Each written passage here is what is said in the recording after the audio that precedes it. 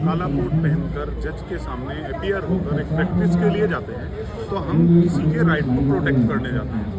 हमें उस कानून को लागू कराने के लिए काम करना होता है।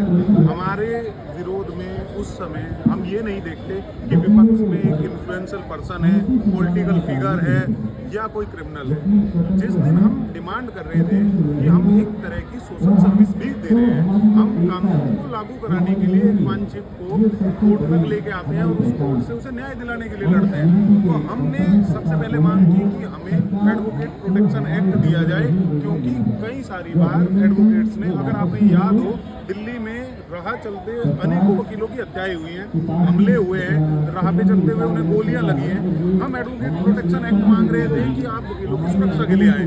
उल्टा सरकार या भाजपा, आम आदमी पार्टी या किसी का मुद्दा नहीं है। यहाँ मुद्दा क्या है कि आप उन लोगों को जो वॉइस उठा रहे हैं, जो विरोध कर रहे हैं, उन्हें आप संरक्षण देने की बजाय, उनकी सुरक्षा करने की बजाय आप उन्हें कमजोर कर रहे हैं। इस प्रोटेक्शन एक्ट में क्या आना चाहिए उस पर हमसे कोई बात ही नहीं कर रहा है। आप हमसे बात कर रहे हैं कि एडवोकेट एक्ट्स में आपके ऊपर हम किस तरह से अंकुश लगा सकें। हम लोगों को क्या किया जा रहा है कि हम विरोध ना कर सके, हम जुडिशियल ऑफिसर को हम ये विरोध ना दर्ज कर सकें कि आप इस बात पर गलत कह रहे हैं। हम कंज्यूमर प्रोटेक्शन एक्ट की परिभाषा में ले जाएंगे। हम सर्विस प्रोवाइडर नहीं हैं, हम राइट प्रोटेक्टर हैं।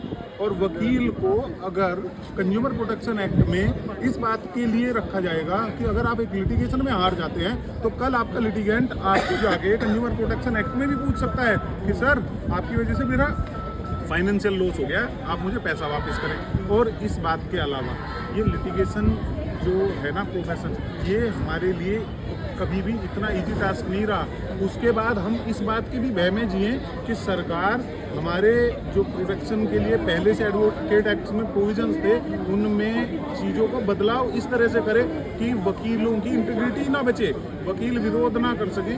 ये कॉन्स्टिट्यूशनल राइट है। एक व्यक्ति को सुप्रीम कोर्ट हमेशा ये कहता आया है, बताता आया है कि आप शांतिपूर्ण प्रदर्शन करके विरोध दर्ज कर सकते हैं।